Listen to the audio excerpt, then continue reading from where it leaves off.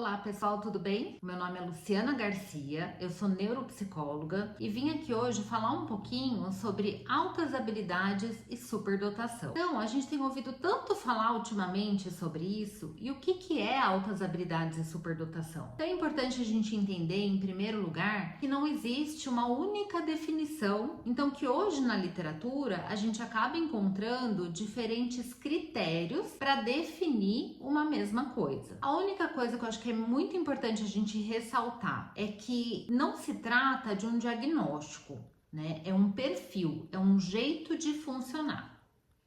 E aí, quando a gente fala em altas habilidades, até então a gente entendia que bastava ter um QI mais alto, né, mais elevado, a partir de aí de 130, para que a gente pudesse dar esse diagnóstico, né, para poder indicar esse perfil.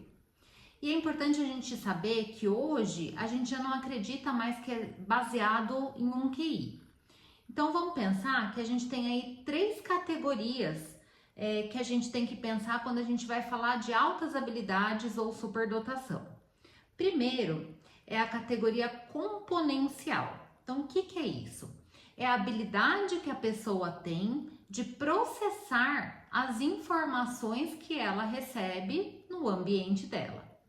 Em segundo lugar, a gente tem a capacidade ou componente experiencial, ou seja, tudo aquilo que a pessoa sabe. Como é que ela aplica aquilo na vida dela, né? Então ela aprende um monte de coisa e ela consegue usar tudo isso que ela aprendeu para aplicar no cotidiano dela. E em terceiro lugar, a capacidade contextual, ou seja, essa capacidade de se adaptar a diferentes situações, a meios diferentes. Então, quando a gente fala de altas habilidades hoje, a gente entende que precisam ter essas três habilidades, esses três componentes. E aí, a gente tem também o modelo dos três anéis. O que diz o modelo dos três anéis? Que para a gente dizer que uma pessoa tem altas habilidades, a gente precisa de uma capacidade intelectual elevada, uma grande motivação ou compromisso com a tarefa, né? Então, aquela pessoa que quer estudar, que quer aprender mais sobre aquilo, que se dedica, né? Que tá sempre motivada a aprender. Então, quando a gente fala em altas habilidades, não é que eu sou bom em tudo, mas existe uma área em que eu me identifico mais, que eu tenho mais motivação e que eu vou aprender mais. E a terceira é um nível elevado de criatividade. Então, quando a gente fala de criatividade, a gente está falando aqui não só da parte artística, né, mas também de conseguir ser original, ser autêntico e de conseguir arrumar soluções diferentes, soluções ousadas para alguns problemas que a gente encontra aí no dia a dia. Então eu vou pegar aqui a definição da superdotação e altas habilidades baseadas nesse contexto que eu falei para vocês. Então aqui, são pessoas com talento excepcional que desempenham ou que mostram potencial para desempenho em nível que seja notadamente mais alto de realização quando a gente compara com outras pessoas que têm o mesmo tipo de experiência, que têm ali a mesma idade, que vivem mais ou menos no mesmo tipo de ambiente. Então são pessoas que apresentam normalmente um potencial bem alto em algumas áreas da vida, tá? A gente pode ter altas habilidades numa única área, em mais de uma área, mas é difícil a gente ter altas habilidades em tudo, né? Ninguém é bom em tudo. Então, são pessoas que normalmente elas têm um desempenho acadêmico que é muito superior aos pares, ou que tem um desempenho psicomotor diferente, um desempenho cognitivo. E para isso a gente pode pensar nas 9 inteligências do Howard Gardner, né? Que ela dá pra gente ali uma série de áreas e aí eu posso ter altas habilidades, né? Uma facilidade maior em uma daquelas áreas. Quais são as características das pessoas com altas habilidades e superdotação? Bom, normalmente elas têm um interesse muito variado Então, elas dentro daquela área específica ou em mais de uma área, elas são muito curiosas, elas querem aprender muito, elas querem saber como é que funciona, né? Então, elas são muito ativas em busca do conhecimento. Normalmente são muito questionadoras, argumentativas, elas querem fazer perguntas sobre tudo, né? Elas querem entender como é que tudo funciona. São pessoas também que têm um vocabulário muito bom, que falam corretamente, né? Que buscam ter um bom vocabulário, né? Que gostam de leitura, que ampliam esse vocabulário constantemente.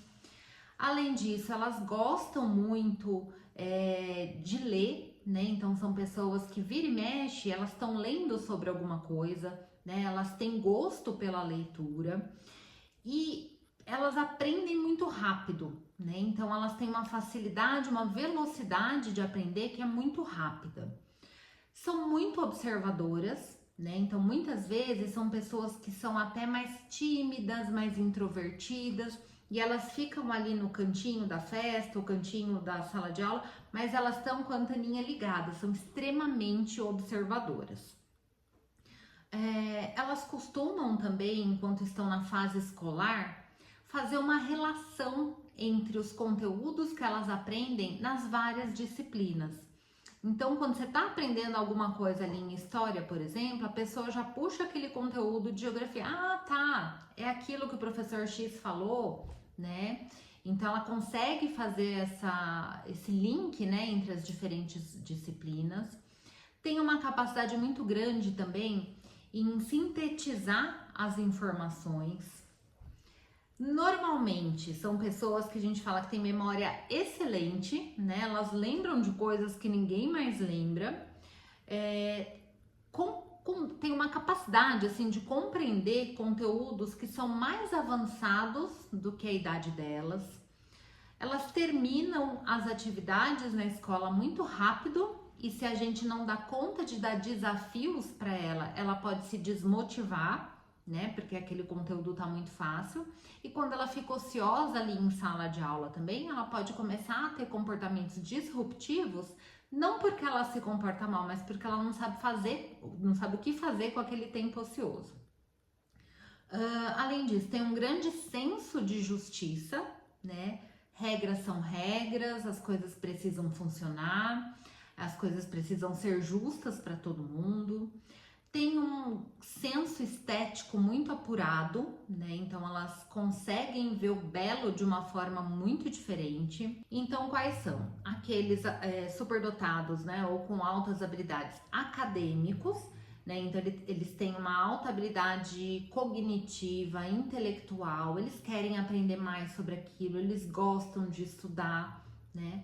Mas nem sempre essas pessoas são muito originais, muito criativas. Né, elas se dedicam muito tempo em aprender sobre aquilo que já existe, elas sabem tudo sobre aquilo, mas nem sempre elas são muito originais. E o segundo tipo, segundo esse autor, seriam os superdotados chamados de criativos produtivos, que são aqueles que a hora que aparece um problema, tal, eles têm uma solução nova, eles têm uma solução original. E a gente pode ter também a pessoa com altas habilidades que tem esses dois tipos de habilidade. O que a gente faz quando a gente identifica alunos com altas habilidades? Como eu falei, se aquilo está muito fácil para ele, ele termina as tarefas de modo muito rápido e muitas vezes eles ficam entediados e algumas pessoas com altas habilidades chegam até a desistir da escola, porque eles entendem que aquilo é muito chato, que é sempre muito mais do mesmo. Aí, nesses casos, o que a gente pode fazer? Primeiro, a gente precisa dar desafios para aquela pessoa. Então, quando a gente pensa em fazer um PEI, por exemplo, para uma criança que tem TEA, né, a gente está trabalhando ali alguns objetivos que a gente tem com essa criança dentro da escola, né? São objetivos de ensino individualizados, né? Com a pessoa com altas habilidades, a gente tem que fazer a mesma coisa. Né? Só que no sentido de acelerando um pouquinho aquilo que a pessoa já sabe, né? Acelerando um pouquinho essa aprendizagem, esse conhecimento. Uma outra alternativa, eu não gosto muito, mas em alguns casos eu acho que é importante a gente fazer, que é o chamado de aceleração escolar. O que que é isso? Às vezes a pessoa está no segundo ano, por exemplo, mas ela tem capacidade de estar no terceiro já, as coisas estão muito fáceis para ela. E aí a gente faz essa aceleração, né, porque ela consegue intelectualmente, cognitivamente acompanhar crianças que estão numa série posterior. Agora, qual que é o perigo disso para mim? Nem sempre a gente tem um desenvolvimento cognitivo e emocional que estão andando juntos.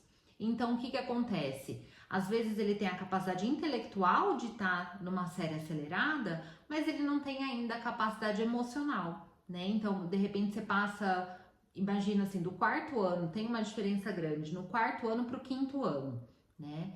E aí ele tem ainda aquela imaturidade, aquela coisa de querer brincar ainda, de ser mais infantil, e já tá com crianças que querem já começar a namorar, que tem outro tipo de assunto. Então isso pode gerar muitos problemas, por isso eu não gosto tanto dessa alternativa. A terceira alternativa para as escolas é o enriquecimento ambiental. O que é isso? A gente conseguir ampliar e dificultar um pouco os conteúdos escolares, de modo que a gente vai, né, não vai deixar aquela criança ficar entediada e a gente vai puxando essa criança, né, aprofundando, vamos dizer assim, o conhecimento dessa criança naquilo que ela tem uma maior habilidade. O que mais que a gente pode fazer por essa criança, né, por esse aluno com altas habilidades?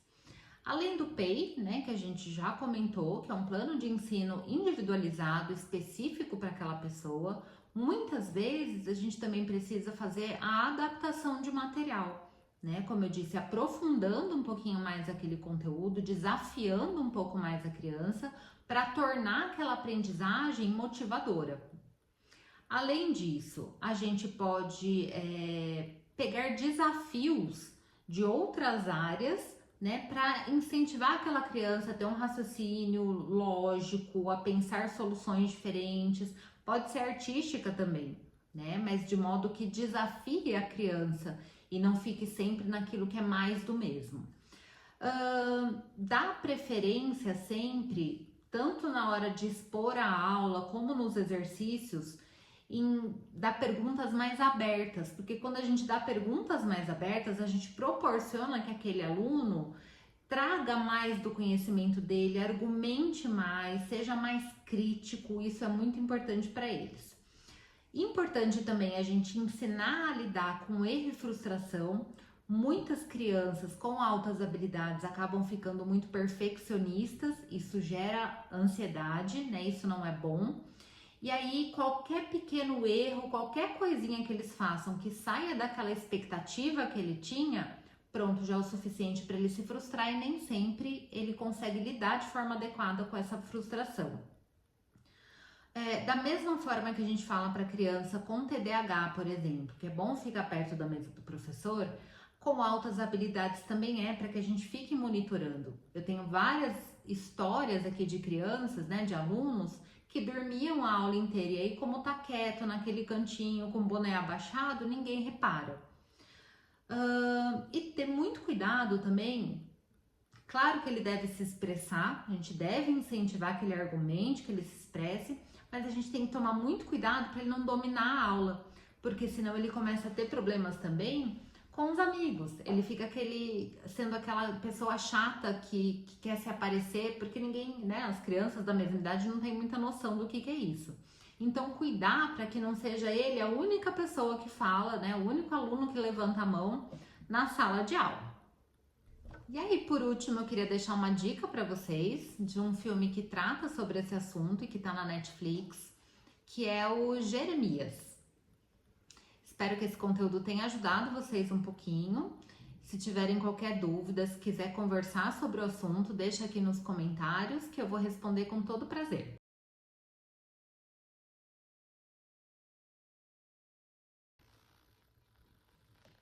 Olá, pessoal!